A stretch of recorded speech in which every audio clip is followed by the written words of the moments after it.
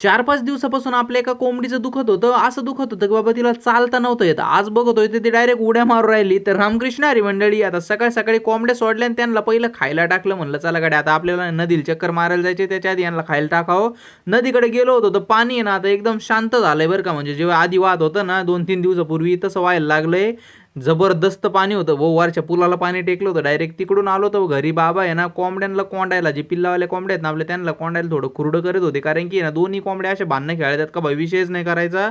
ते खुरडं घेतलं मस्तपैकी कोंबड्या कोंडल्या त्याच्यात. आता बघा हे कोंबडी कशी शिकवती तिच्या पिल्लांना की बाबा कसं खायचं, काय खायचं. उकरू तर भोसावळं खड्डच करून टाकले तिथं मातीत. तेवढ्यात म्हणलं आता त्याला गाडी इन्क्युबेटर मधले पिल्लं काढावं बाहेर. तर बघतो इकडे सगळं इन्क्युबेटर खराब केलंय बाबा त्या पिल्लांनी. सगळे भोक्षे पाडून घेतले. थर्मोकॉल इतकं खाल्लंय, खाऊन घेतलं. याला नीट केलं आणि खाली आलो होतो चक्कर मारायला कपाशी इतकं बाबा कपाशीची काय हालत चालू आहे. तर कपाशीला आहे ना काहीतरी झालंय राव. खाली जे बोंड होते ना ते काळे पडायला लागलेत. कसं काय काय माहिती. तुम्हाला जर उपाय माहिती असला तर मला नक्की कमेंटमध्ये सांगा. माझ्या मते पावसानेच झाला असणार आहे बरं का ते. आता इकडून सोलरकडे आलो होतो. सोलरवर आहे ना अशी बारीक मातीची लेअर झाली भाऊ. पहिली ती साफ करावं लागेल. मी ऐकले की बाबा तिची आहे ना परफॉर्मन्स थोडा कमी होत असतो.